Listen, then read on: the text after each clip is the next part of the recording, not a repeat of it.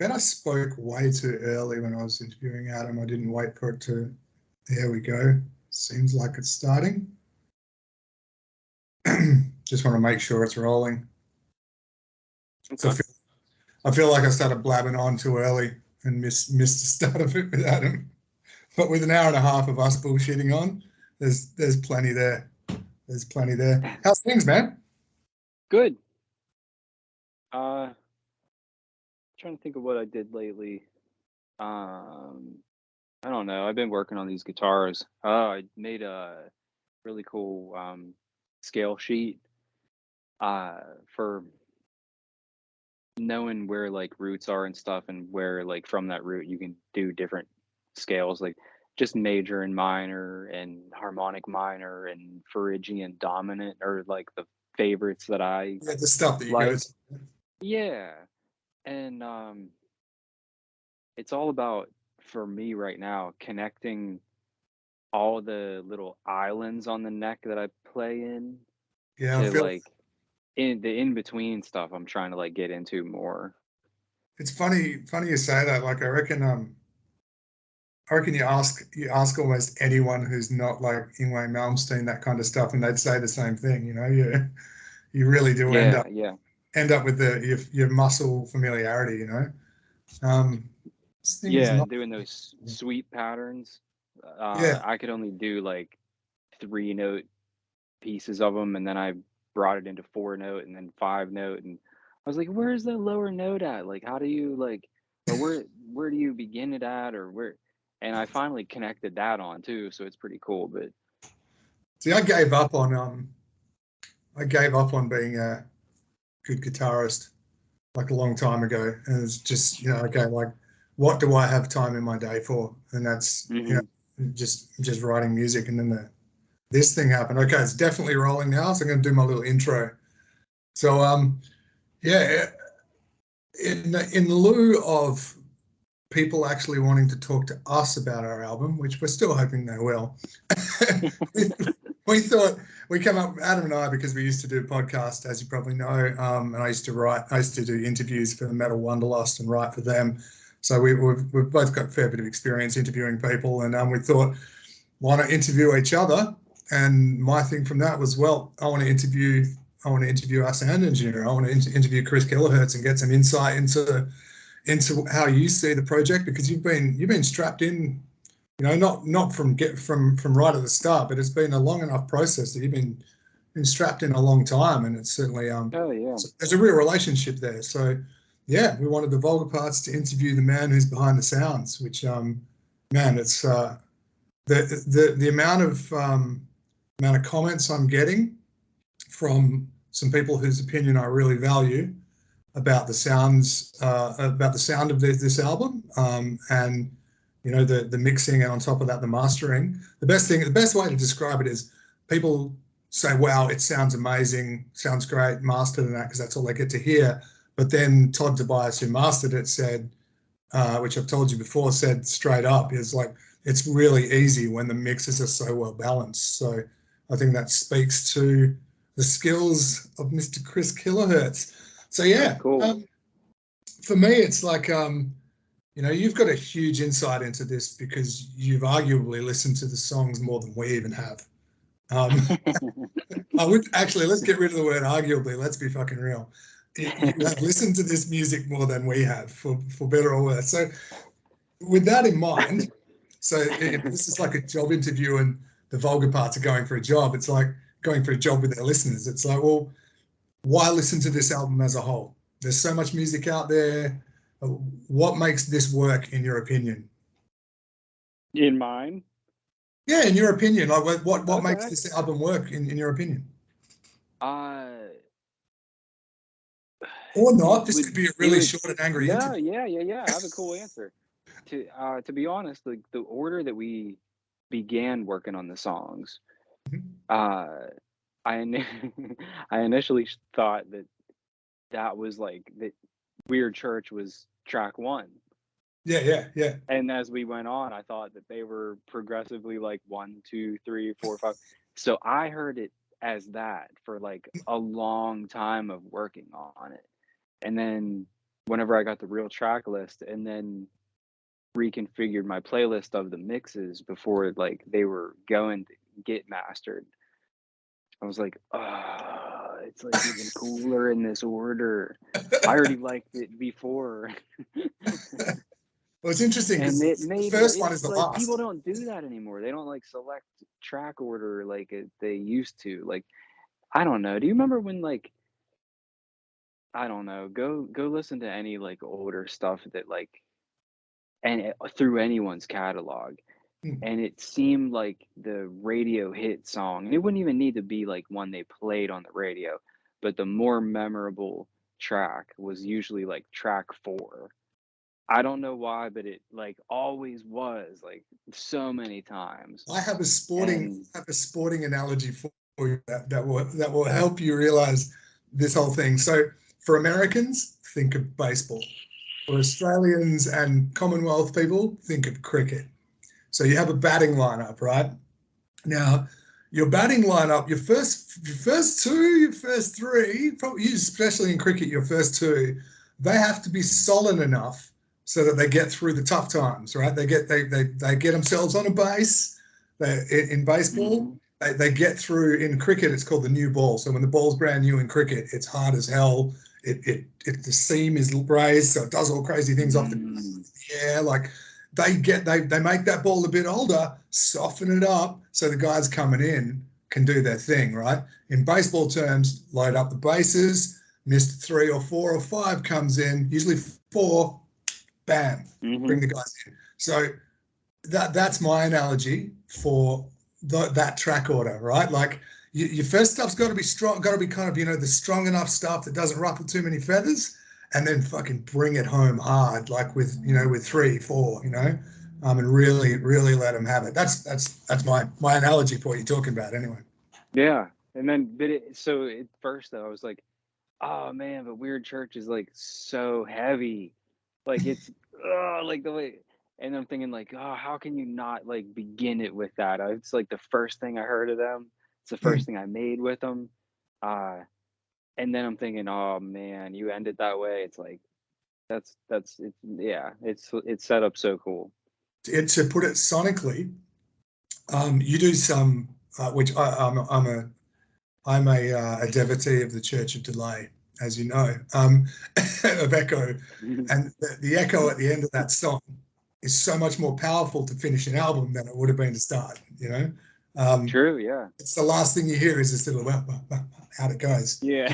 Thank you for coming. There's the exit. Mhm. But no, I like that, man. I like that. I think there was a bit of that going on where that kind of a bit of misdirection, be it in individual songs, be it in the structure of the whole thing from us to you.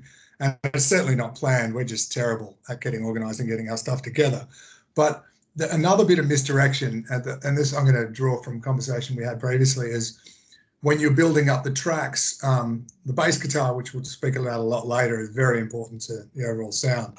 But Lonely Rules, the fourth batter, as it were, that's coming in and hit, bringing the guys home with a home run.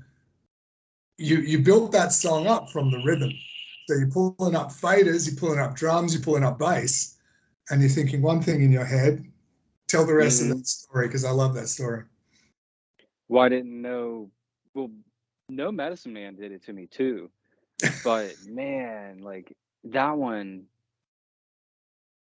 that one's just like a whole other thing. But with Lonely Rules, it's just you listen to just the drums and just the bass and just the vocals, and before you put any guitars in it, you're like, yeah, this is a pretty cool song. And then thinking of what guitars could go there before you load the tracks in, you're like, it could be really anything. And then you hear the ones over here, the ones over there, and um, I don't know, it just like becomes this thing where you're like, I never would have thought to make that for the guitars of it, but I'm so glad that somebody did. It's a really cool surprise that like I'm the only one who got to get, it feels Yeah, kind of yeah, cool. yeah.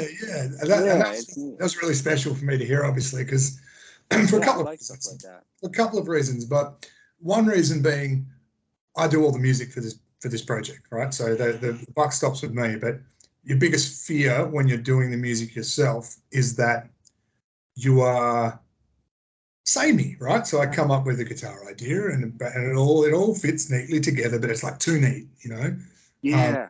Yeah, and it's because it's all coming from one brain, so it's too much in one direction. So the funny thing about that song for me is it is written from the main guitar riff. Everything else came after. So you built it up in the exact opposite order. Like I started that. I sent music to Adam. Adam put the vocals. Even it's not even a songwriter song, you know. Like he's even put the vocals reacting to that riff. So everything reacts to that riff, but it's just, to me, it's sensational that, you know, when you build it up in the opposite direction, it sounds so inspired. And I think the biggest part of that, the biggest factor, if me talking about me, which is really shitty, and I'm sorry, I'm meant to be interviewing, but the most important thing about that for me, and I spoke with Adam about this a while ago, is in his interview, was the bass. We call it Duran Duran bass lines. Duran Duran bass lines always serve the song. They serve the song. They're not intrusive. They might be cool. They might have flashy bits, but they serve the fucking song and they make it live.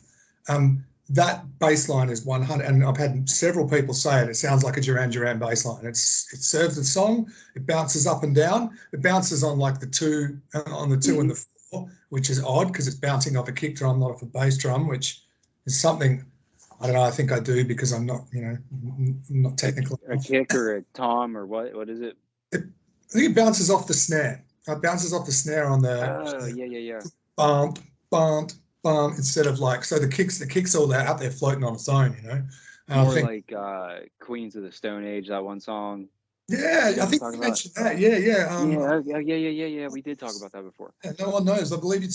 And I. Yeah, I like when stuff does that. It's different and it's not super predictable. Even if it is, it's still it like grooves more. There's like a better groove, a better like bop to it that kind of just moves you more than just like straight right on the down with the kick every time.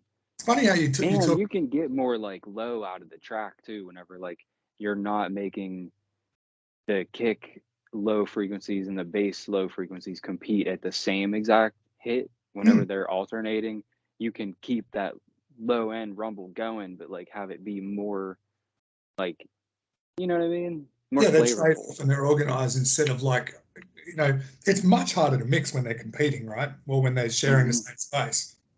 Not that they don't, but I think and it's funny you say No Medicine Man as well, because there's a lot about that I deliberately, I like art that challenges the reader or the listener, you know. It kind of subverts their expectations a bit, you know.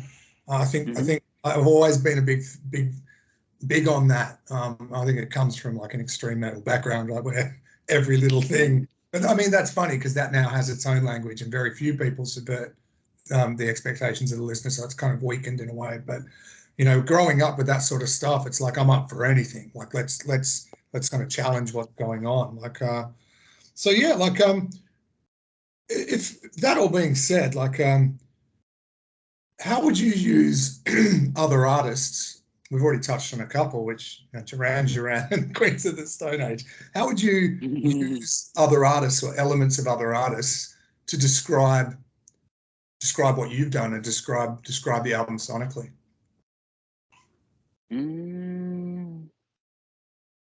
I don't know. That's a tough one. It's more of how much can you get out of a thing was what became my obsession, because you kind of began fueling me with that because you'd push for a little bit more out of a thing and I'd go, oh yeah, you could, this is in there, I got to bring it out. So it became more of like a thing where I didn't really kind of care about what anyone else was doing. I cared more about what the each piece of the track was and how much life I could bring to it with like just making everything clear. Like it's became like what the goal was, and it was fun because every time you like clean it up more, you hear something else in there that you didn't hear last time. You're like, oh my god, I can't believe I've heard this thing 150 times without hearing that like how I just did now, and everyone's gonna get to now finally. It Yeah, could yeah. have come out without anyone knowing that this was in there. That became like the whole thing from because a couple of those uh like curse and stuff. There's some guitars in those songs where you're just like of these 5 guitar tracks, even sometimes if they're the same thing but with like different mics or whatever, just how they're toned. Mm, Uh you're like, man, you could have a totally different song based on what the guitars are or aren't mm. in here with what's there. But then when you hear it with everything, uh, and it's not it never really like becomes like overbearing with like so many things going on either. And the parts where it gets busy on purpose, I think is really cool. And like where it gets like kind of chaos Mm. Mhm. and in a lot of the songs, and it's really cool. And it's not just like a delay pedal being on or this weird distortion or whatever there. It's like more of like a build of things put together that when you stack them, it like becomes this whole other thing that I don't know. Like I want to see it live. Like Man, being on the other side of the planet from each other, like, it really sucks because I would love to play it live. I would love to, you know. But then it's the yeah. question for me in that situation becomes A, what instrument do I play? B, what part do I play? Because you know, I would then there's ego involved. There's never been ego involved in this music. Then it's like, well, which guy am I going to be in the band that I've created? You know, like the How do I clone myself? I'm not that egotistical, but I'm like, okay, to me, it's like, well, you know, naturally I want to play the bass because I'm a bass player. I want to play with other human beings. I've always been a guitarist and that, but bass is what I play in bands. And Hmm. playing the fretless bass parts on this, and the fact that the bass is such a central idiosyncratic sound on the album is that I think the ego would take me there. You know, it's like I should be the bass player. But then we get to like something like And Tampa with the Corpse, and you've got that like that riff. I'm like, there's no way I can be on a stage and not play that riff. You know, like it's like that riff is so Yeah. much fun to play. It's so physical and like it's like the harder and less accurately you play that riff, the better the song sounds. Like all the string clicks and the like, you know, the little incidental noises. Like who used to play like that? Fugazi's probably a bad example because they were quite precise, but you know, like a lot of like crazy '90s, like you know, the less produced kind of '90s stuff that people don't really remember. Babes in Toyland, for example, and it's like maybe Mm. Cat just wasn't that good, you know, like but that's what naysayers will say. To me, it's like, yeah, she could play guitar just fine. She just chose to smash the living crap out of the thing when she did so, you know. There's always a room for that, you know. I would imagine Or even having, like Nirvana guitar, like some of that yeah, stuff. You're yeah, like you like I don't know. When I was like 15 and learning how to play guitar, I sort of was like I'd listen to Nirvana and be like, ah man, like anybody could play that better. But like if someone did, like would it be as good? Like I don't think it would. oh, yeah, it's like And taking there is this always that. delicious rag of, that's a Yeah. terrible analogy, taking this like rag of, or some kind of sponge that's been filled with the most amazing liquor known to man and just squeezing it all out and then expecting the sponge to taste great when you suck on it, you know, like there's some color for you people. but yeah, it's like the accuracy is not important. I think to draw that back to the Vulgar part stuff. So having programmed drums, I've already admitted to that on these interviews. Um, Having programmed drums, the multiple passes that I do and creating imperfections within that, and the fact that it is programmed, the imperfections in the guitars become critical to having any feel whatsoever, in my opinion. You know? Hmm. Hmm. Yeah, if you grid everything out, it's all just gonna lose its life. Yeah, yeah. It'll have So no soul. Um, One thing I definitely want to add to that is I appreciated that all the drums were separate. Um, and the way that they came across, they don't seem like programmed. You know what I mean? that's the goal, Uh, obviously, yeah, but like and how I mixed them too. It was like I don't know. The thing sounds so good that you're just like, okay, it's a drum kit, because it is to me, and you just got to do what you got to. And I don't know, you could approach it all kind of different ways, and I just did it the way that I like to. I was like, what, how much wire can I get out of this bottom snare? Clean up that compressor, and like I'm just like squeezing the life out of it. That's my But language. then you add that with the top one, and it's just, you know, becomes its whole thing. And Well, the next round, we've obviously we're writing all the time, and there'll be some new stuff. I've taken that snare thing a step further. I read some really good, can't remember, but some really good articles about extracting more from drum sound snares when you've got the programming, or when you're replacing sounds, which I did do a lot of in making some demos for an old band, but I think that really helped in my approach. But so you take a snare off and have it slightly tuned to the music, and then you use the snare on, and you link them together within the software so they're both triggering. And holy crap, in the demos of the few songs that I've been working on, like, it sounds huge. So you're gonna have a field day when that stuff's done. Yeah, We have every like intention of using you again, because your work's sensational, man. You do a great job. yeah, you guys make cool songs. It's I've done stuff where it's like, all right, this is really predictable, like there's not like much going on here. It just needs to be, there's like real art in this thing that like blew me away. Like especially like just, I don't know, just like how some of the songs end is really cool. Because What's sometimes it'll what's an be like example? the What's an example or two of that, man? Because I've never thought of them that way myself. probably pretty much every single one, to be honest, because they don't, none of them do the like across the board, none of them do the predictable ending thing that like you're gonna expect. It always builds into like something different that then takes you on like a different part of the journey, where like it doesn't have to be like, and remember that we started the story at A and we're at Z, but that was A and now we're here, but we were there thing. Like, 'cause a lot of things do that. And you're like, is that necessary every time? Like with songs, like with the way choruses are and like stuff. But for my last band, every song that we wrote, only two of them had that.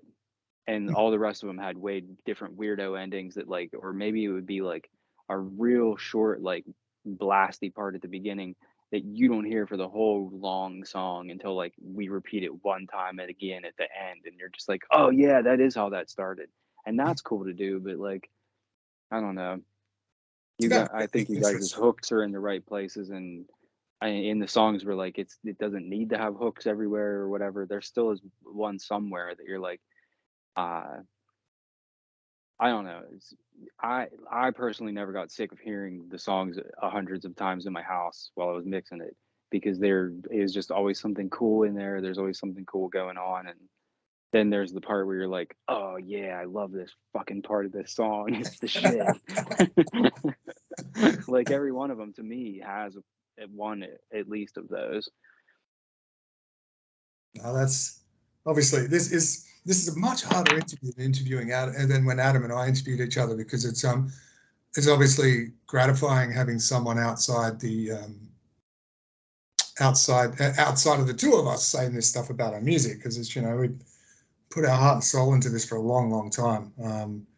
Going through, all of us, yourself included, going through things outside of it that stop you from being able to do things and slow the progress down. But it's just, thanks for your comments, man. It's really it's really cool. It's really cool. So I wanted to talk to you about the bass, because I mentioned Oh yeah.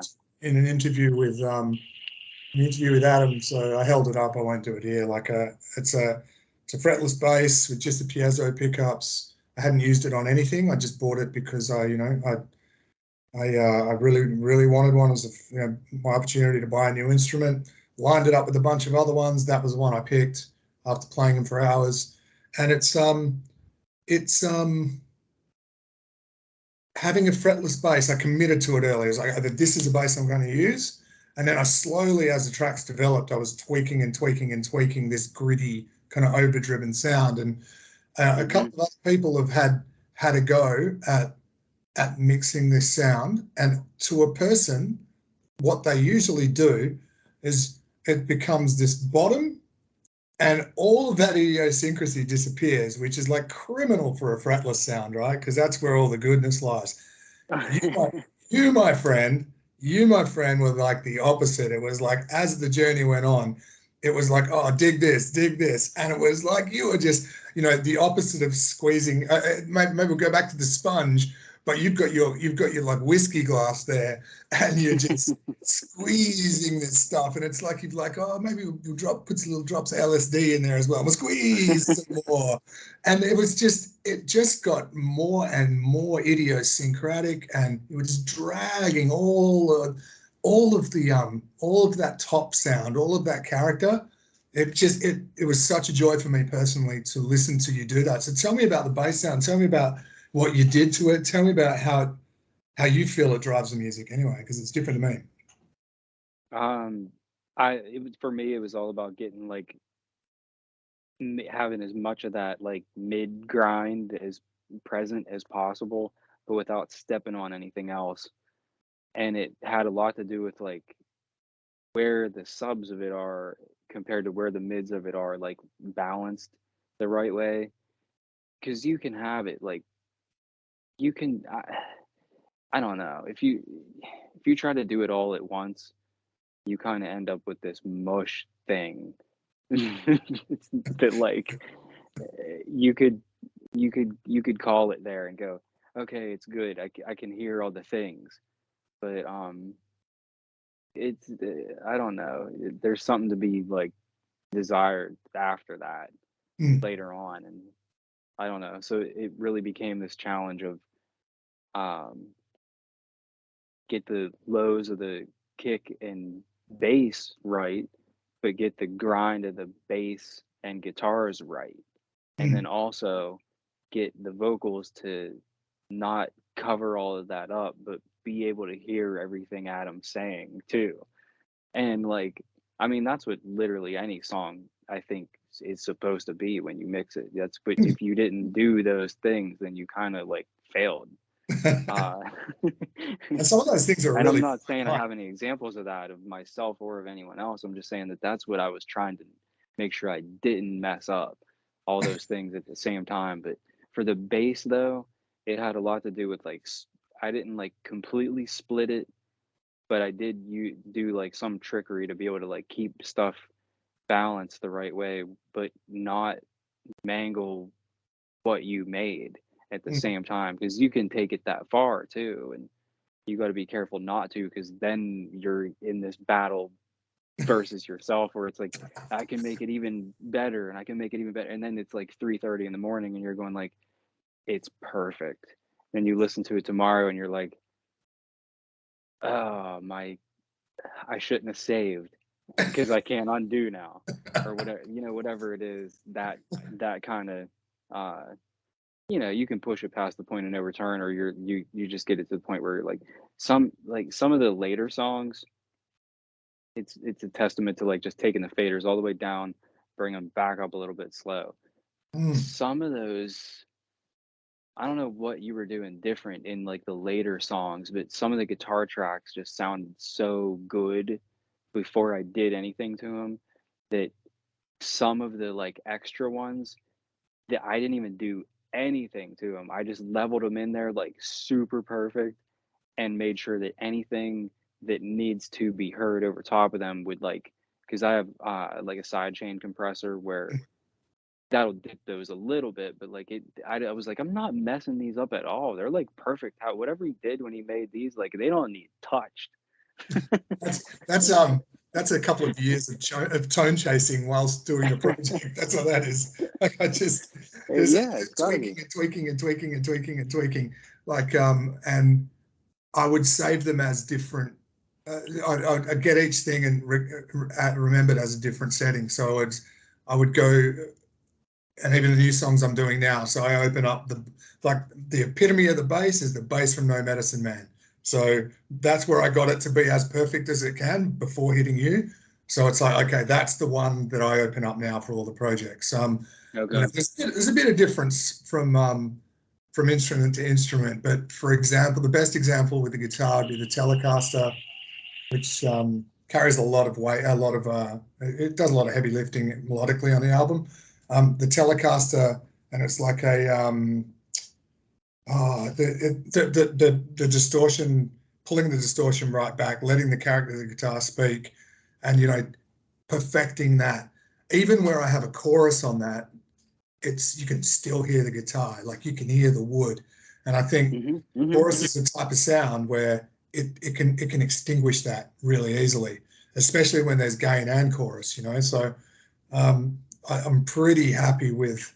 I think that got to a point where I plug in, I set it up, and that guitar is like perfect, So that's another one. That red telly? Yeah, the red telly right here. But that's not the fretless though, is it? Oh no, the fretless is down on the ground behind me.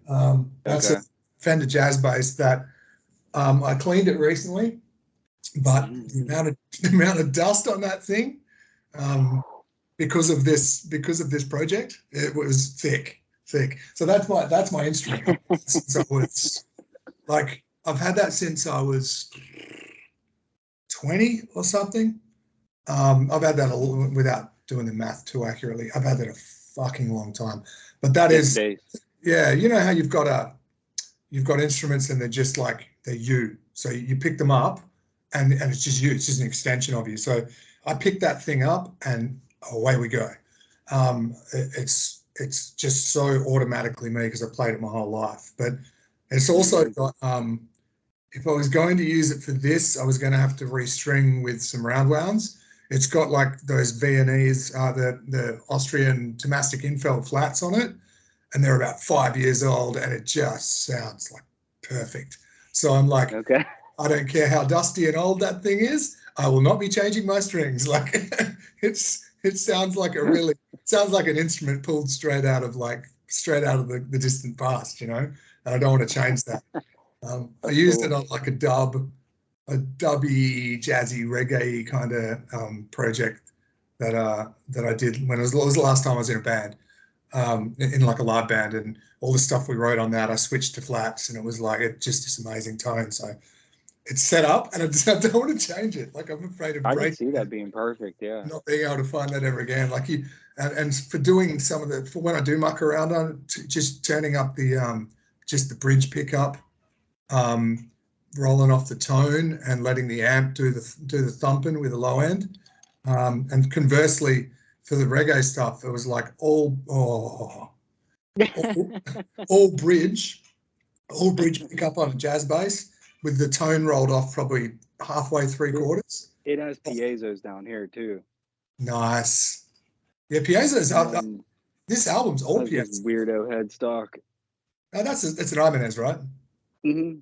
Yeah, I can tell headstock. Look at the back of it. It's like all like contoured. Nice. So weird. It's not wood though. It's made out of lutite. Oh wow. So it has this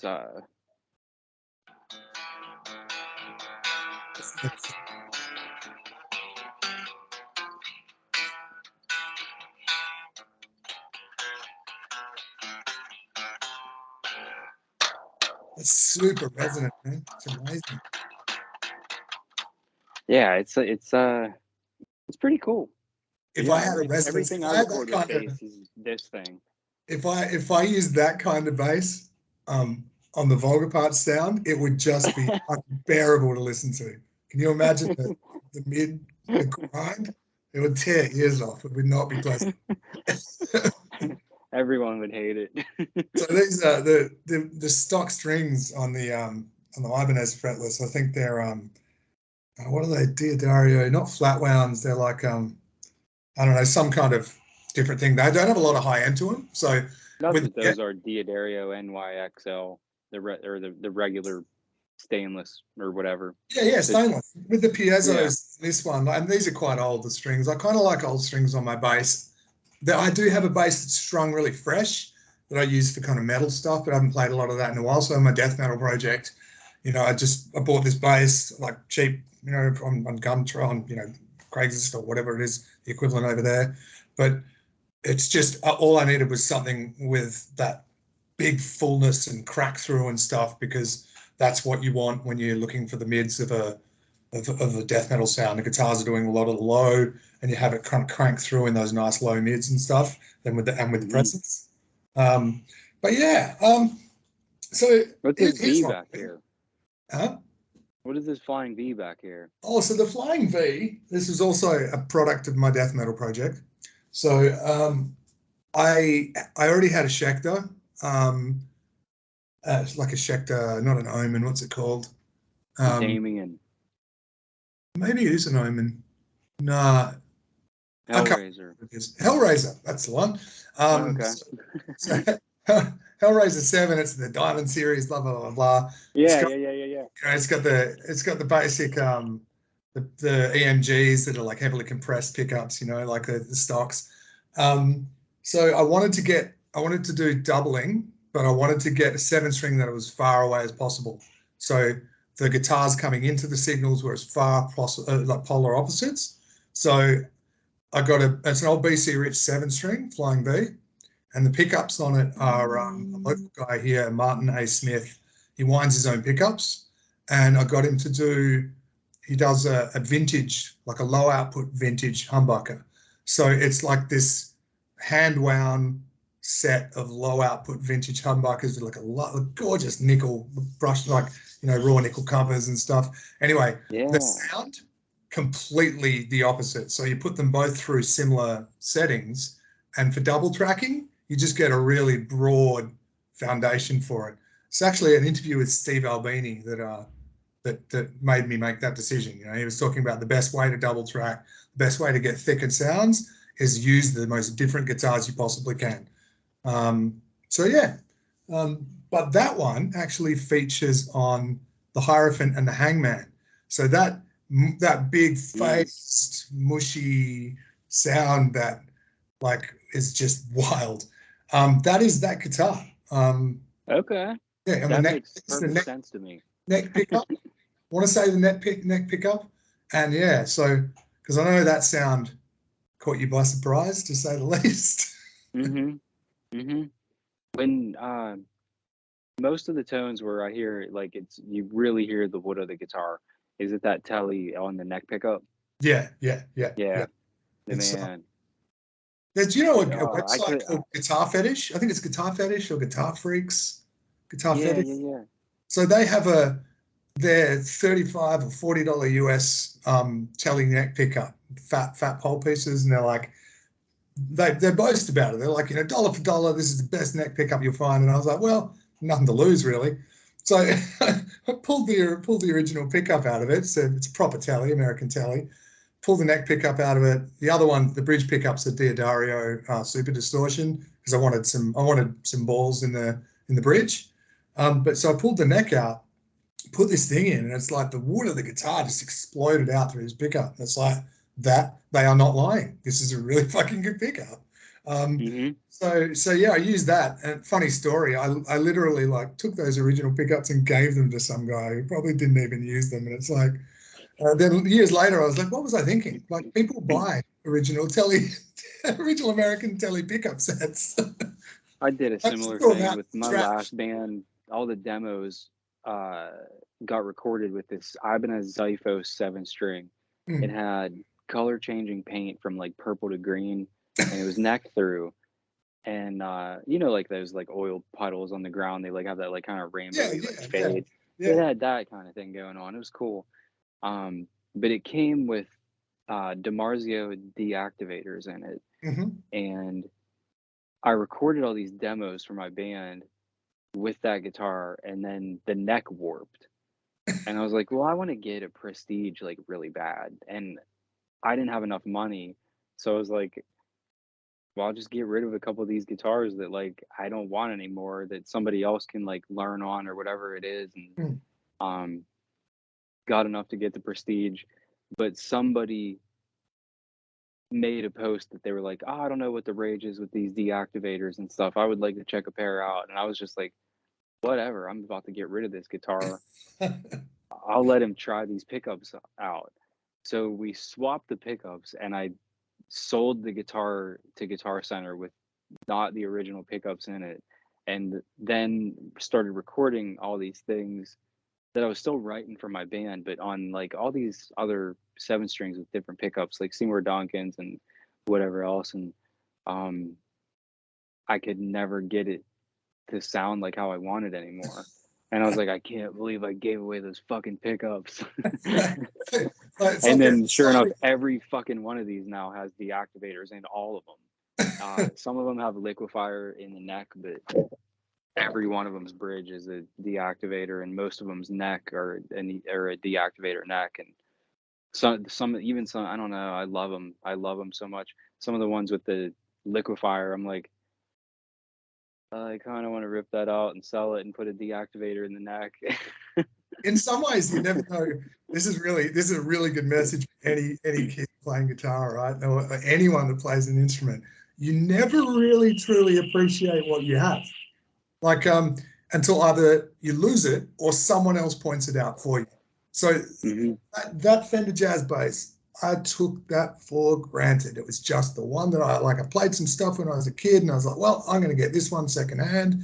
That's my bass. And I just smashed the living hell out of it. There's chips out of it, like played it in crazy bands and crazy alcohol spilt all over it. Terrible. And then I played it. I was first playing with this, the band I spoke about, the kind of reggae, jazzy, weedy kind of stuff, and had some old guys kind of say to me like, whoa, that bass. Then I had some, and I was like, oh, okay, guys. Then I had some really young, like Academy of Music over here, like kids going, wow, that bass. And it was like someone took something off my ears and out of my brain, and I was like, oh yeah, like it's like I'm an idiot. I've had this guitar for half of my life and never truly appreciated it. You know, like there is something to be had from pretty much anything you own, and I think I had that experience with this project. Like I said to Adam earlier, my MO was I've spent all this money on all these guitars over my life. Fucking use them on this project. Use them. So my wife was given a pawn shop guitar by her dad when she was a kid, and it's this like white Strat copy. I don't know, no brand kind of thing. Anyway, we were gonna. She was kind of gonna get rid of it, and I was like, well, I may as well. Let's take take the tuners off and redo them, take the bridge out and redo them, electronics out, and did all this kind of stuff to it. And it's still a crappy guitar. It has its negatives and stuff, but some of the sounds you can get out of it, it's got real Fender pickups. Can't remember the exact ones, but real Strat pickups, and it's got some Kent Armstrong rails in the bridge. I love swooping up, love hard hitting bridge because I'm at heart, right? So I always like to make my guitars able to do that. But that kind of quack position where you go between the neck and the bridge on a Strat, it sounds great. And its neck, when you go through Marshall-y kind of stuff, it sounds great because lo and behold, that's what those guitars do. So I got to this point, and that weird Strat acoustic sound that sits in the background of Hierophant is that crappy guitar that is worth nothing. Okay. And then you can create amazing sounds. You just need to free yourself from the really strong bonds of convention and expectation. Like my favorite story about that is Robert Smith from The Cure. So he had this it's like Kmart or Target or Woolworths or whatever, some crappy guitar that he had, and he had this pickup in it, and it's just got this particular sound to it. Sorry, I know it's like nearly midnight over there, man. No, you're good. I'm hitting my straps at lunchtime, But so the famous story is he has this guitar, loves it, and it's like, well, you're going in the studio, you're going to have to get a better instrument. So I think it was a Jazzmaster they got him, and he immediately puts this pulls the pickup out of this cheap department store guitar, this kid's guitar, and whacks it straight into this Jazzmaster, and that's what he used. He was free from all these conventions, all this kind of brand pressure, and was like, no, this is how we're rolling. So, someone that I gave my money to for this told me it was good, so it must be. I have to use it, or they'll be mad later. They'll find out I didn't use their thing the way they intended. And then I'll be found out. Or Or what about you don't ever have to have, and oh man, I'm guilty of this though, because I always have it all the way up. But man, how many times do you like when you're sitting just like on the chair with the thing you're toned out in, you're like, okay, yeah. And maybe sometimes you don't turn it all the way back up, just the volume knob of the guitar. And then you're going through whatever tone you were using a little bit ago, and you're going, man, like it's it's the coolest when it's turned down just like this little bit much, like just a little bit, like take a little bit of it off, and you still have all of what you had, but like you gain something still by like turning it down. Like it gets you a little bit more Absolutely. like clarity to it, but it's still, you can like hear every note just better and stuff and Oh mate, the stuff like that. as bass. Here's the whole thing. Is so I'm a young kid playing like weird, freaked out, trashy, not quite metal, to use the description of someone who wrote about it years ago. Sabian, I believe his name was. Just in case he ever hears this, I'll drop his name. But so I'm this dumb kid, everything up at 100, right? Tone up, volumes up. We just go for it, and I do my amp. So I get to the stage where I'm using it as an adult in this other band, and like, the bridge pickup sounds good. Oh, when I roll that tone off to roll, oh, just there. Like, these things exist on an instrument for a reason, which will be hilarious to real Yeah. musicians who do this stuff. And I think it's something you need to learn by experience, like, for sure. Okay, I'm going to jump away from guitar nerddom because you and I will do that forever. Yeah, I want to pull up some stuff that I want to BS about whenever you're ready. Oh no. If you have places you want to go, bring it on. Okay. I'm gonna go into this folder so I can see. I love this. Hmm? I love this. This is great. Yeah, it's fun.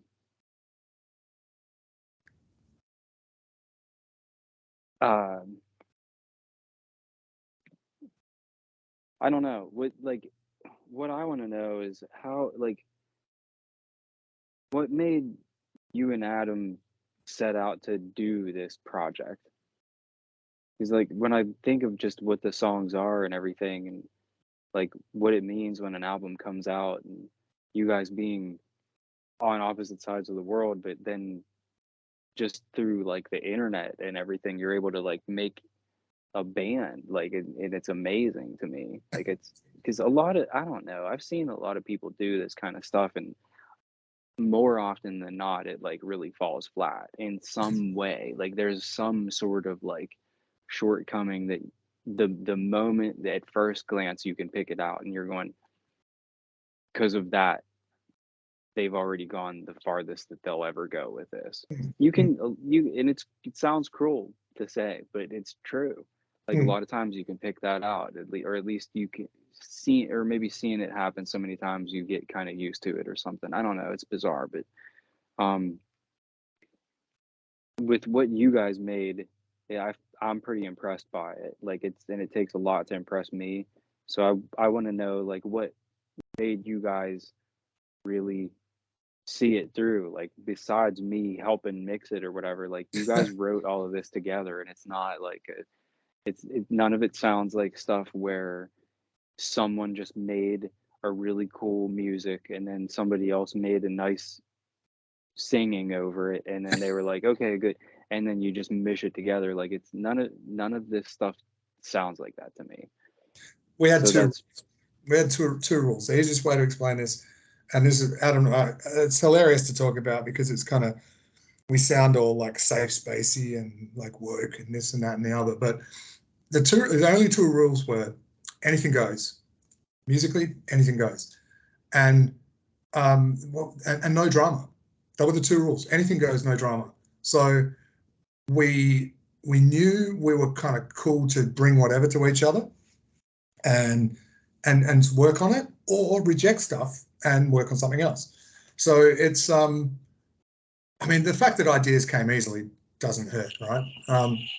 But Adam coined this phrase called Rorschach rock. So Rorschach test, where the ink, turn the paper yeah. over, what do you see? So As soon as Adam you would said go, it, I could ink, see him like send the paper to me, turn it over and be like, Brad, what do you see? Or I'm like, play. Oh, great idea overnight. I'm going to bed. Like, you know, I'm always texting you guys when I'm going to bed at like midnight or 1 a.m. or whatever, and you guys are in the middle of your day. It's like, here you go, guys. Have some fun with this tonight. But or I'd send it to him and he'd open it. But he used it more to describe me. So he was like, it's like Rorschach, it's like a Rorschach test. It's like, Brad, here's an ink blot. What do you see? And he was just always spun out that what I would come up with was just not at all what any preconceptions were that he had. And the other thing with the anything goes thing is we never, ever, not for a second, set out ever in a song to say, let's make a song like this, or we're going to make this kind of music. So here's your healthy pop punk album that's got its demographic over here.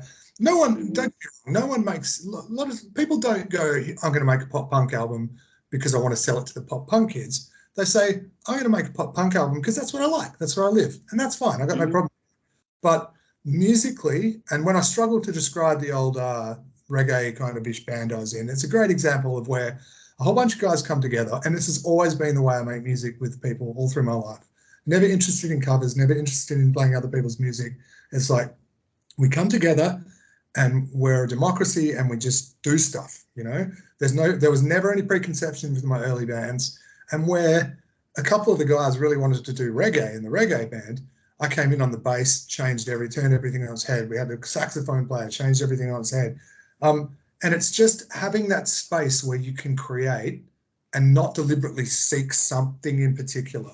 To me, that's what it's all about, you know. And Adam was open to the same thing. And Adam comes from a musical, we have a lot of common musicality, musical backgrounds and references, but he comes from a place, he said to me once, I love a jaunty melody. He loves his melody and he loves his lyrical hooks and all that kind of stuff. And I said to him, when I heard jaunty melody, I said, yeah, I'll be playing jaunty melodies over my dead body, you know, like, but that doesn't mean you're not welcome to bring them to my world. And there's a real back and forth. So he would have ideas or suggestions about the music, and I would, you know, he's very punk rock in his foundation of his singing. It's like sing, done. You know, Hierophant's a great example of where pushed him, try stuff, use your voice like I use my guitars, keep the parts simple, but build up some other parts that cushion it, you know, like and that's what built it. It's true. We're not pushing and pulling. We're not moving in the same direction. We're just being, you know. Fuck, that sounds really hippie, but it's the truth, you know. I feel like it's the truth, be it by hearing the songs. That may limit the audience, but who cares? You know, the fundamental thing here is we realize we both had the ingredients to work together. It took us way too long to do so. But it was like, you know what, let's just do this and see what happens. You know, there was never, and it was kind of the first couple of songs, which were, so I think the first one we wrote was Tours Perdus de Toi was the first one, and then Weird Church, and then We Are Not Done. But immediately he sends me this stuff, sends me these drum patterns from some crappy software or something. Remember we had to replace the drums? We ended up like, there was these crappy ones, and then we were like, no, we can't do that. We'd fully rewrite them. So he sent me that, and I just start playing this riff on my telly, like God, I've got to stop doing that. It's embarrassing when people hum their guitars. No, it isn't. It just spoke to me straight away, and he got it back. He was like, how the fuck did you, how does, and I sent him, like, it was like practically done. And he was just like, what is wrong with you? This is like a Rorschach test. And that just kept coming up again and again. So there's my long-winded response to that. But the simple answer is we created basic rules where we just did, why have drama in this part of our life? This is the joy. This is, you know, you can go to work and get drama. You can have family and get drama. You can have whatever, you know. So it was like just no drama and just be open. Anything goes. So that's create that space and just create within that space. Yeah, Cool. just be creative and don't like force anything. Just let it kind of more flow Yeah. naturally. Yeah. Yeah. And That's how irrespective. I made some of my favorite things I ever made that I still like, you know, old songs from old bands I still like play whenever I'm just practicing like parts of them that it you go, oh man, this is the part that like made us make that whole song because we were just doodling on this thing that we thought sounded cool, and then it built into like, and it'll be those songs that you make together like start to finish all in the same practice, and it like just stays the same after that because it just was whatever the little doodle in the middle was that good, and then when you play it you're like, it really was. It's just cool, you know, like it made the it's that like rug in the Lebowski room, you know, like it holds the whole thing together, and That's you a know, great one. and lots of things can be that. It you know, like parts of a tone can be that, you know, and stuff like that, but or like melody lines or th- things Adam sends you that then you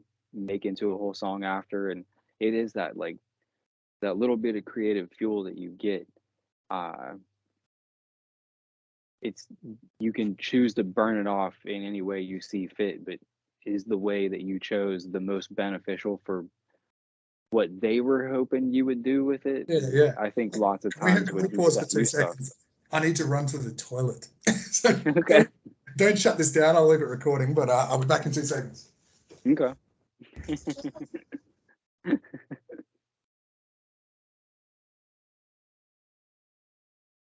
You're not cool unless you pee your pants.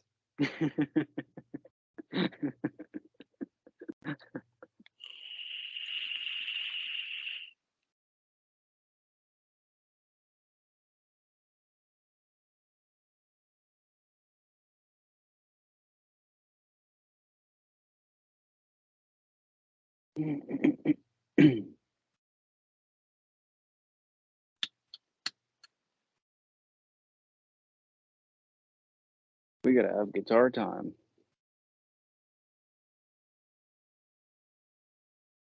Hmm.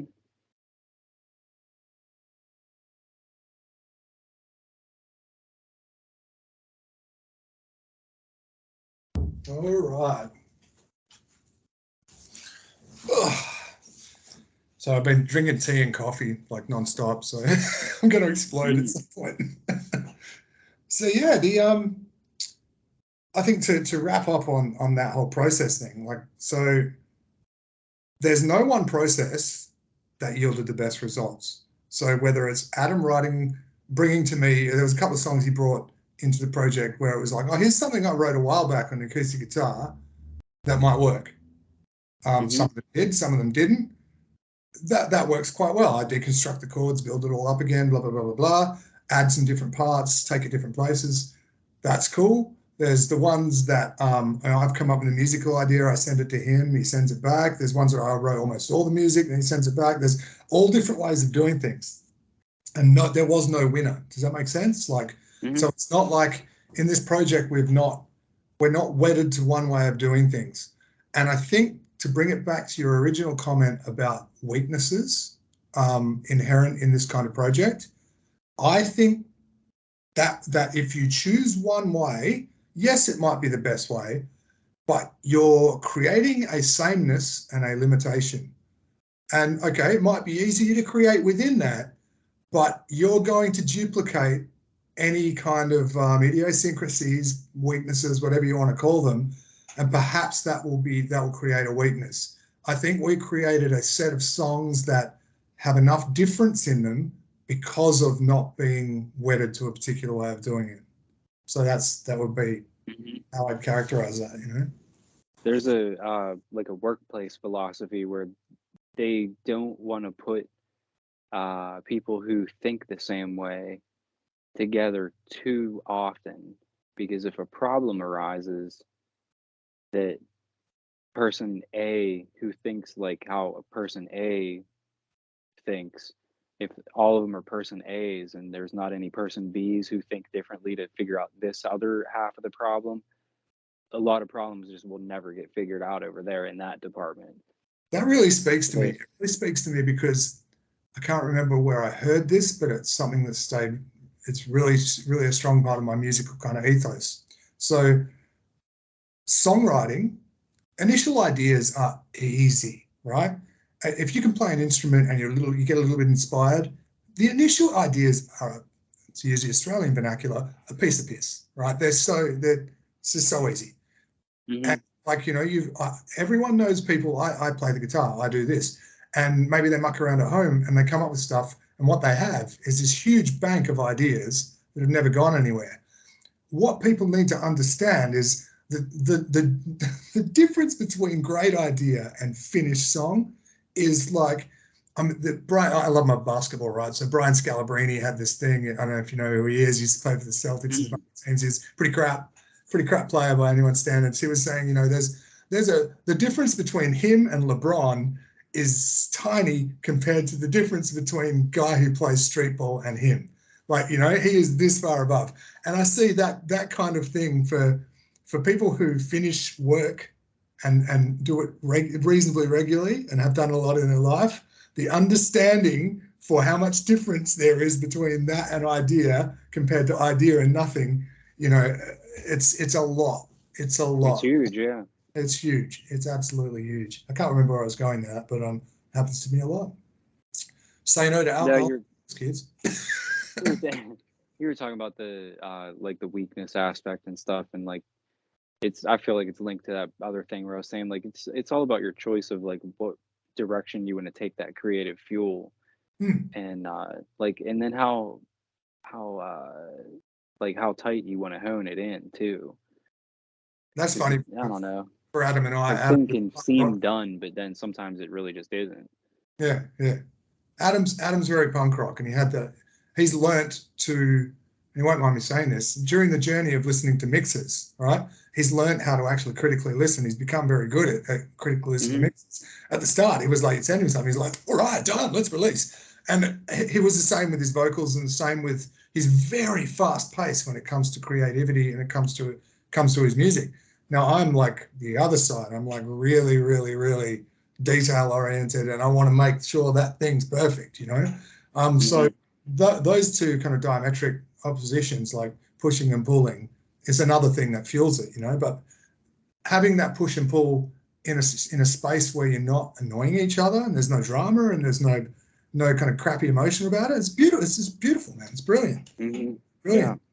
So what else you got? That being cool. I'm curious now. Have you got any other things that you've? Let's see. I like the story of what middle class goon is. I feel like more people should know that. So yeah, middle class goon. It was said to me by a person in my workplace, and effectively goon is cheap wine in the Australian vernacular. So look up Google Australia goon of fortune, and it's a fun game to play at home. But so a goon bag is the silver bag outside of a box of wine. So cheap wine, right? And middle class. So this guy at work's like, oh, they're talking about him and someone were talking about some kind of wine. He's like, yeah, but that stuff's just middle class goon. And I was like, this is the first time I've heard this expression. I was like, that is beautiful. I was like texting Adam literally in the lunchroom at work going, dude, best dual meaning ever. Like middle class, how I've talked about goon? Because I tell him all about Australianisms all the time. I was like, goon, middle class goon. So that, middle class goon, idiot middle class person, I probably am, and middle class goon the wine. So Adam went away and wrote with that duality in mind. And it was just great. He comes back with the intro chorus, right? I absorb the blast every time. So good, so good, so good. And I love that he always goes military. Like he has that background, and there's bits of it all the way through the music, but it's never overt. So he writes a song called Middle Class Goon, and the first line is I absorb the blast every time. I don't think that line happens without his background, But it walks that double line though, when like you've been that drunk before off of some shitty wine. Like I think most people have at some point in their life, and they're like, yeah, I remember what that was like. And I don't know. And in a class sense, the middle class of if you forget about upper middle class, lower middle class, general middle class, the middle class in Western society is enormous, right? Like Mm-hmm. even though most of us don't want to admit it, that's where we reside, Oh, totally, yeah. So the idea of that part of the meaning is obviously quite universal and cool, because like it or not, dude, you've all been drunk on cheap wine, and you're all likely middle class goons who think Except me that included. it has a third part for me too, though, that it makes me think of this thing. I think it was it might have been Geezer Butler from Black Sabbath that they were talking about paranoid. That when it like came out, that they were like, yeah, people were like, how you feeling, man? Oh, I'm fucking paranoid, man. And like it was like a cool thing to be like paranoid, like, cause just the song was like that cool to people. And like here, like it's, you could see people like I'm like, or just like when I was like first mixing it and before I knew that story and that like terminology and stuff, I was like, yeah, like they're definitely singing about being a fucking middle class goon and shit. And like, yeah, I'm into it. Fuck yeah. Like, yeah, cool, middle class goon. Like and it sort of was the same for me at first. And like the more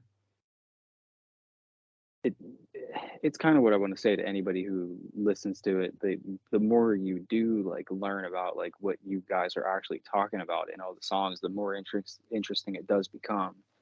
It's not just like there's not only like surface level value there, and that to me is like pretty important, because the more that you can like the more replay value you can put into something, it, it shouldn't be about how stupidly catchy a fucking thing is that's like senseless.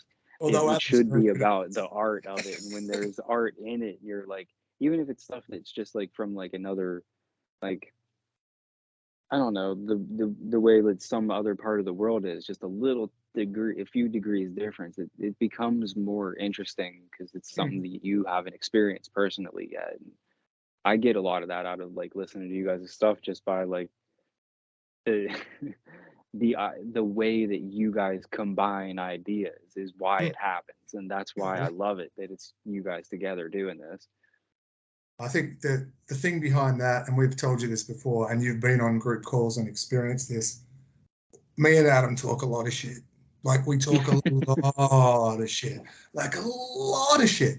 And somewhere in there's going to be some gold, right? You just sift through it. Like there's just rake the manure away or whatever. And it's like, oh, here's a nugget. We can use that.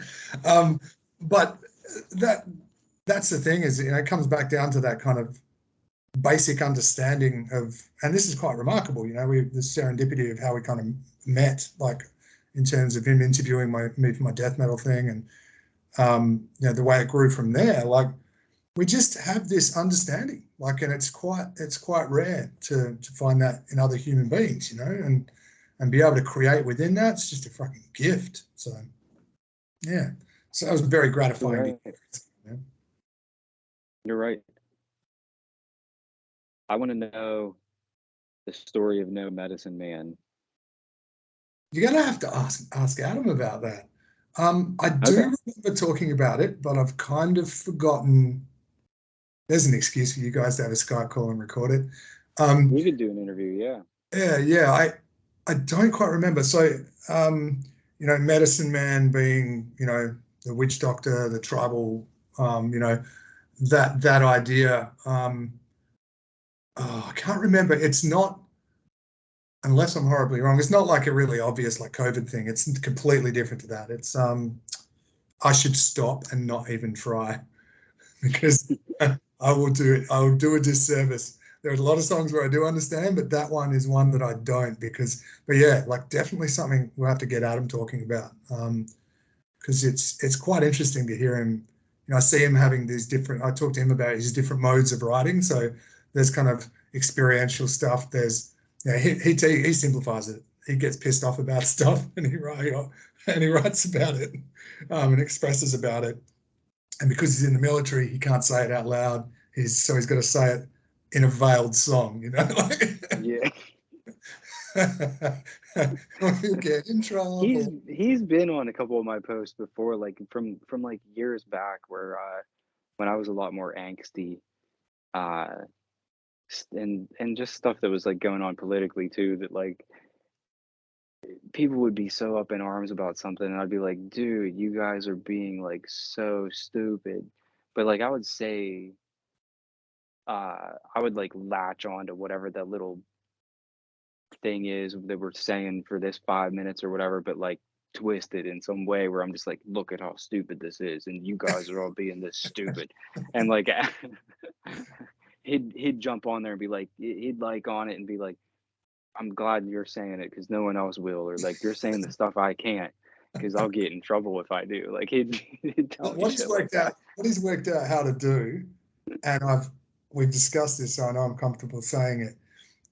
So his approach to social media, it's like he throws these like centrist grenades, right?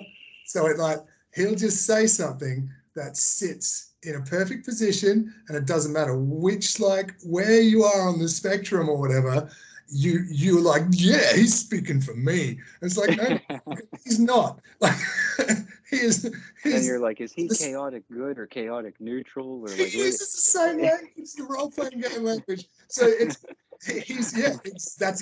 You're bang like, on. whatever it is, I appreciate the shit out of it. Keep being that. So What the did he say the other songs, day? He was like, I'm a de-influencer. yeah. Don't do the things that I do. So the songs are that in many senses on the albums. On the album, there's a few more so than others, but it's like he's pulled out the pin and it's like centrist grenade. And I guarantee you that everyone who pays attention to those lyrics would be, yeah, he's talking about me. Fuck those other guys, you know? Yeah, groupthink. And it's like, wrong. Like, Right. often the point is, like, you idiots and all your groupthink, like, you know? My brother has a saying. My brother has a saying, and I love it. I repeat it all the time. I'm not sure where he got it from, but we are all the same animal making different noises. Like, and we are, man. Like, it's if you put the Venn diagram of human beings, of all different human beings, there's quite a lot of crossover. That's true, yeah.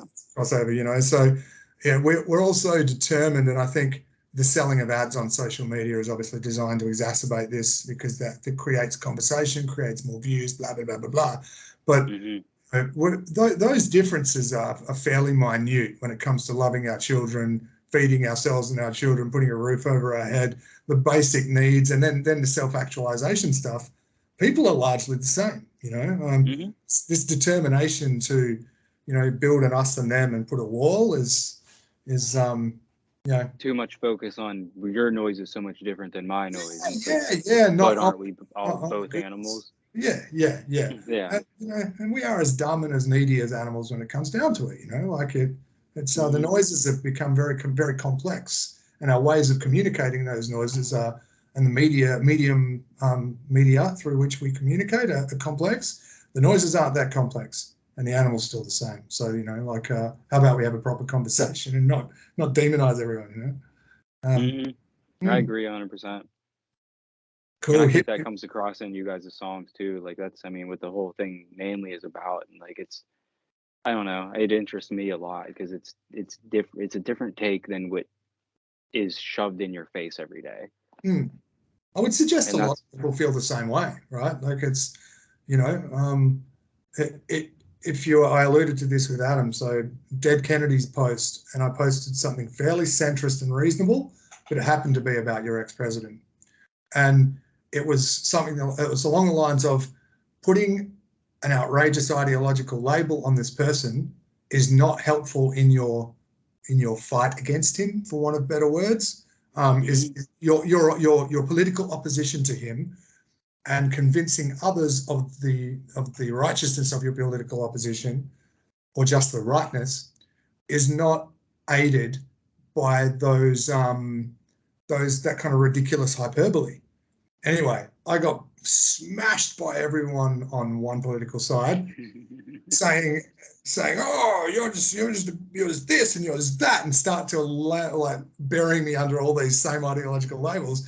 Then, to my amazement, the diametric opposite, who are all commenting away on the Dead Kennedys thread, which is a whole other conversation, are all accusing me of being exactly the opposite. I was like, this is insane. It was like the social media, the online world writ large, and it was like a very important learning moment where I was like, it is literally this crazy. Like, so to us, it's like, you know, those reasonable conversations and the ability to say, I don't know, the ability to say, hey, I got that wrong. Like, where is that? You know, where is that? It's a pretty simple idea, you know. Did you ever play StarCraft? No, I didn't. I think I played one of the very early versions of it, but, you know. I call those people the Zerg, where like it's just this insect hive race where like they're all it is just make more of them and just like overtake and just scourge everything. And it's like, oh my God, they're just punishing me with like all this ideological stuff. And I'm like, can we just be animals, man? Yeah, it's interesting because the loudest and most extreme noises are actually a tiny proportion, right? But again, click, click, click, add, money, money, money. Those diametric oppositions are very valuable to some very large. Was that thing you just said the title of album 2? What's that? Click, click, click, add, money, money, money. No, Vulgar Parts Volume 2. That's something where, oh, look, if we're making money, then I'm going down that route. Like, I'm not showing, I have no shame. Like, you know, vulgar parts. And try the McVulgar. Wear the vulgar watch. Vulgar parts. What's that? Where you going, McVulgar? Mel Brooks movie, like, vulgar parts, the flamethrower. I'll sell anything, man. Like, because if it means that I can do this, you know, for a living, then of course. I'm sorry, guys, I have no shame. But I'd be very open to having the conversation about having done that and being someone who's prepared to have that conversation honestly. You just sold out. Yes, I did. And here's why.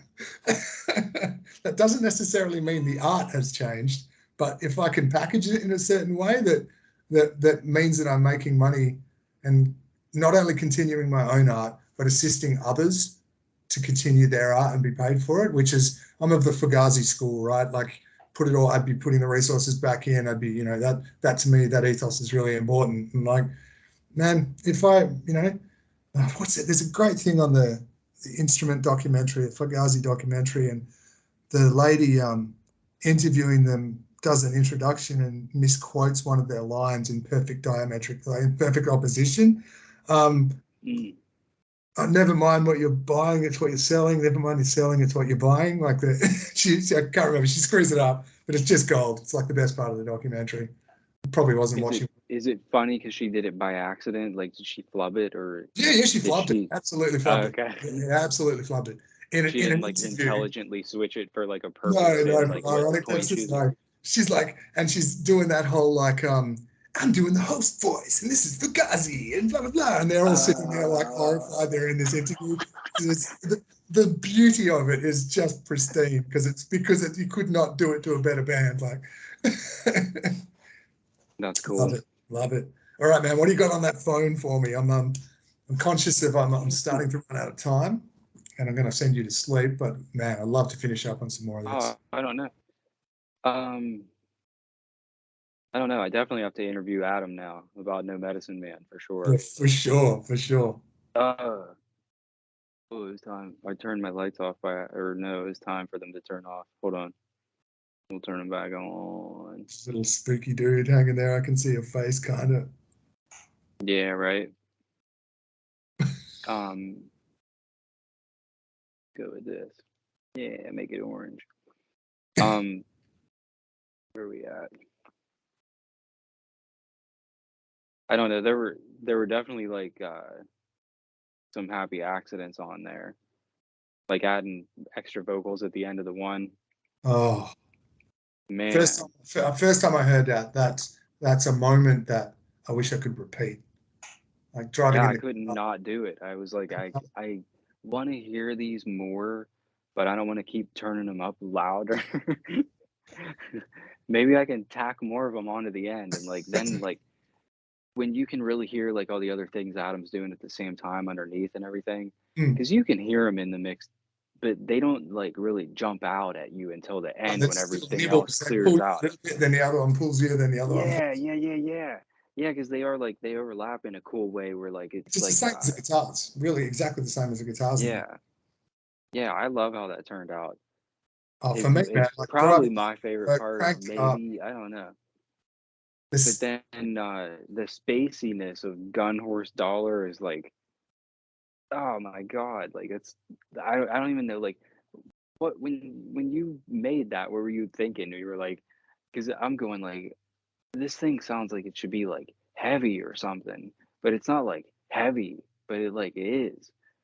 But the heaviness comes from like the drive of that like freaky delay guitar. yeah. And I'm going like, how is this thing so awesome? Like how who believed that this could be this awesome? Okay, Brad did, but why did he? And like that's the kind of things that I would wonder whenever I'm working on it, because I'm going like this is what they intended for me to put together, and I can tell what it's supposed to be, and I don't know how I'm going to make it be that, but I'm going to figure it out.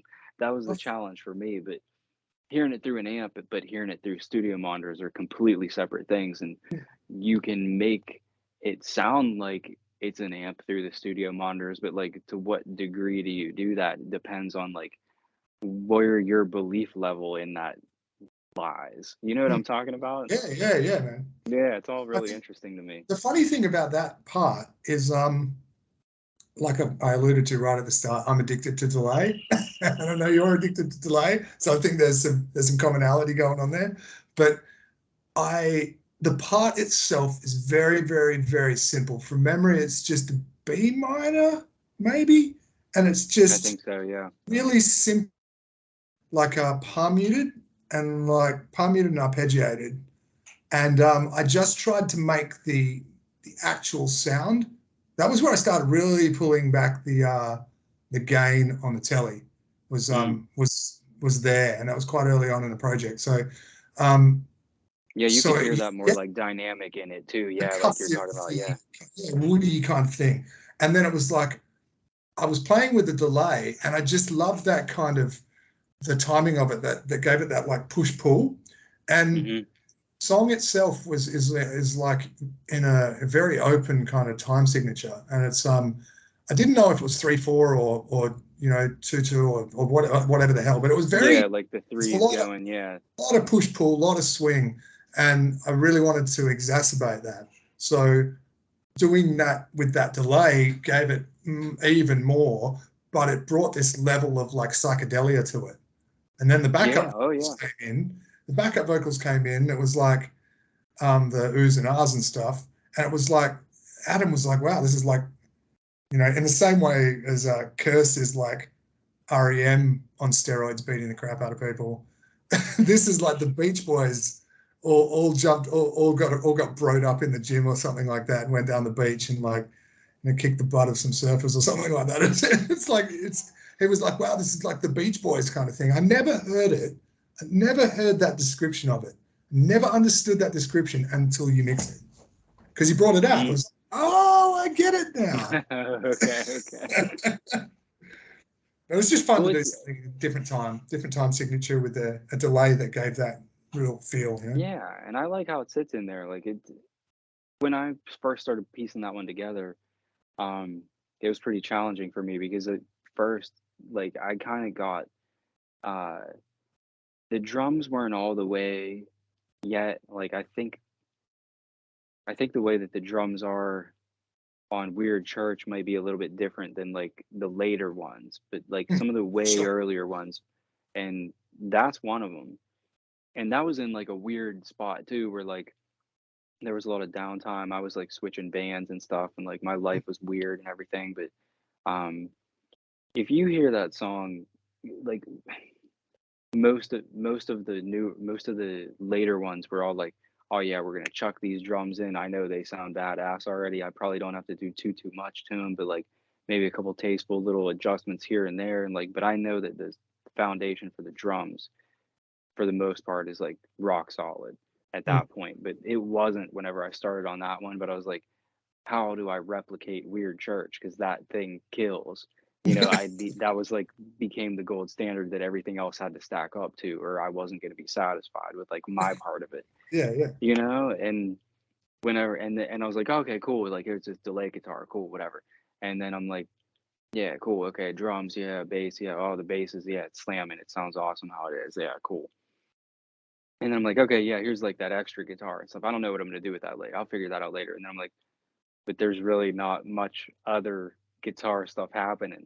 And then you're going like, okay, like what do I really do here? Like I can't really like rely on these other because they're gonna step on that part and this part has to be heard. And like that guitar track and like other ones that are like those weirdo one-offs became super interesting to me because they ended up becoming the things that like ended up driving the song besides the main stock stuff like the bass and the drums that are always going to be there for the most part.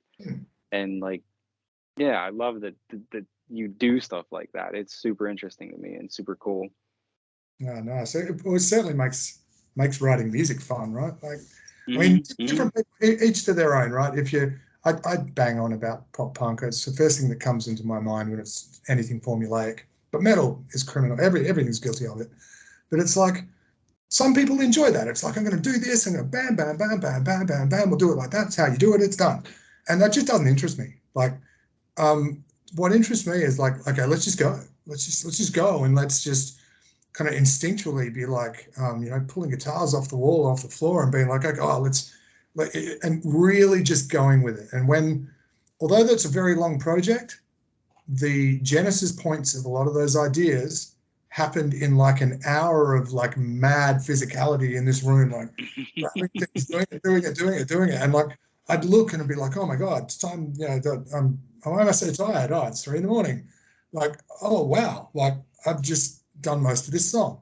And as I said to Adam, though, early on, I kept making the mistake of recording parts and not having tuned, or I'll just throw it down because I need to throw it down. And then being like, oh, really should have done those properly. So time would go by. I'd go back to them. I'd actually have to turn them on and learn, because the muscle memory was mostly gone, learn what I did. So I learned these parts, and by learning them, you would crystallize them and get the most out of them. And I think that's something that Adam started to do with his voice, where he'd just lay something down, done.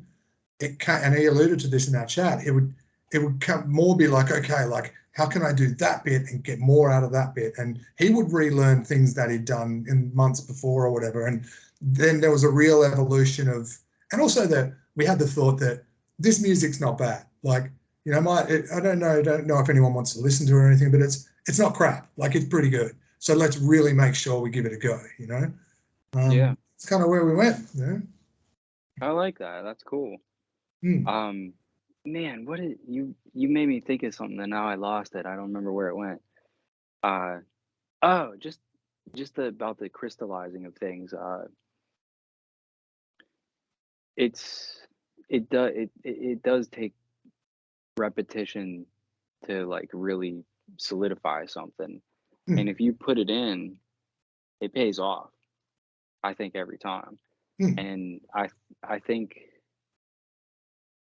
if anyone else could be me mixing this album, you'd see the improvement of tracks that Adam would send in, like things that I'd be like, I don't have to change anything on that. I don't have to edit like anything. Like I don't have to like slide any timings at all. Like there was stuff that I was just like, leave it alone. He made it exactly what it's supposed to be.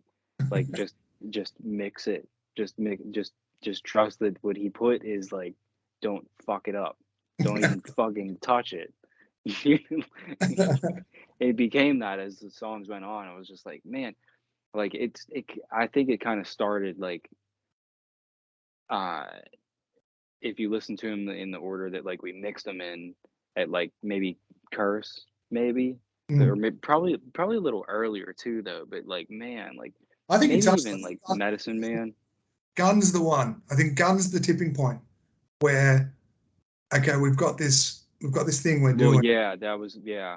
And then it's like, oh, here you go, different elements. And like we just took the lid off, really, took the lid off and really started to kind of perfect because things. by then the video for Church came out and the video for We're Not Done also was out. And like those songs for the most part, like those are two that I think anyone who mixes rock or mixes metal, anyone could have excelled and made like a good mix out of both of those songs for what they are, for what parts are in them. And then yeah, when Gun came in, I was like, the lid was off for sure. That's interesting because it really is. I think some of the imperfections in Gun, I think that song could have been better from where I'm sitting. Some of the imperfections fueled the what I personally think are the successes that followed in terms of songwriting. It was like, okay, let's get serious. Let's really look at how these work. And I think the funny thing about those is when they were in demo form, they felt like they kind of dragged a little because the energy, all the parts were there, but the energy wasn't right. And then when you mix them, the energy, it suddenly told the story it was supposed to tell, and that was really gratifying for me. It's like he's got it, he's getting it, and also testament. Yeah. In fact, I can't really mix. No, what you put I thought was cool. It gave me an idea of what I was supposed to be doing. That's for sure. That's all it's supposed to do. So yeah, man. So we talked about music videos. Music videos. I feel like a little bit, like, well, because part of that process, like some of the music videos or some of the singles were released already. Yeah, and, the way we were mixing it was like still evolving a little bit. Yeah, and absolutely. The way you guys were writing was still evolving. But I'm pumped that this Lonely Rules video is going to come out with a guest star. Yeah, have you seen any of it? I've seen nothing. Apparently there's been a whole bunch of stuff going down at Pitt, and they've been closing classes every other day and all kinds of issues down there in the news or whatever. But so they haven't, I don't know how much they've done on it, but they've got their due date, which is very soon, but it'll be pushed out. But as long as it's ready for the 26th, we're all good. But Adam's told me all about it, all about the trials and tribulations of being made to actually make a proper video clip by guys who know what they're doing. But it sounds like those young dudes are all over it, man. They were cool, yeah. I had a good time up there with them. And like we said to you, right? Whenever I work with people, and I think this is why it works, forget about ego, forget about, ownership or whatever. It's like, I want you to mix our stuff because I want to hear you. I want to hear what you do. I want them to do a video clip. I want to hear I want to see what you guys do. You guys do you. Well, here's some ideas we have, but if you're like, visual Philistines, piss off, we're going to do this. Do it. Go hard. You work with other creatives to hear what they create. It's like I love hearing other people shine. I think that's happened. That's happened with the mixers for sure. I think it's important people understand the kind of the level to which this is all a very organic kind of like group process. Where like you were, it wasn't just kind of like, here guys, I'll mix your album, done.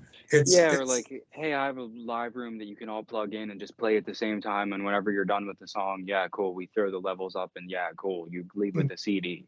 Like in an hour and a half or in like 8 hours or whatever it is. Like sometimes that gets to be really not the way, I guess. It's certainly limiting, as a creative person trying to express through your tool set and your medium, which is sound in this case. It's kind of hamstringing you, like anyone can hit record and get mics in a reasonable position, and but actually taking the time to do things correct is a whole other story, right? Like Oh, I wanted to tell you that I posted these amps and stuff, and since then, like, as I put, oh hey, the Supro actually doesn't work right now. but it totally does now. I got my guy to redo like all of its guts inside, and it's like pretty stock. Like it only needed a couple things replaced, but man, the thing is sounding better than ever. Like in its whole life that I've ever owned it for, which I think is like maybe like 12 or 13 years now, I think. Something in that ballpark. I don't think it's ever actually worked fully correctly until now. See, in my head, it's fly to Pittsburgh with my instruments, plug my telly through maybe an OCD overdrive pedal and a chorus into that Supro, and let's fucking record the next Vulgar Parts album. Like, Yeah, man. The physicality that little thing will give to that neck pickup and that wood. Oh, talk about guitar nerd stuff. There's no way that trying it for sure. For sure. Cool, man.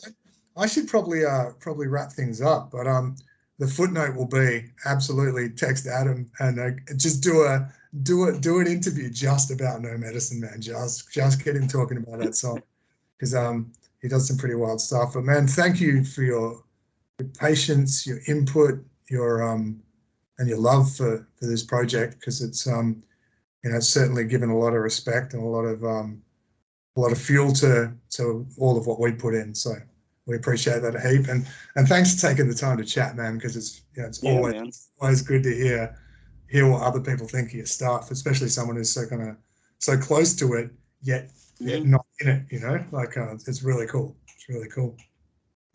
Kris, thank you very much, man.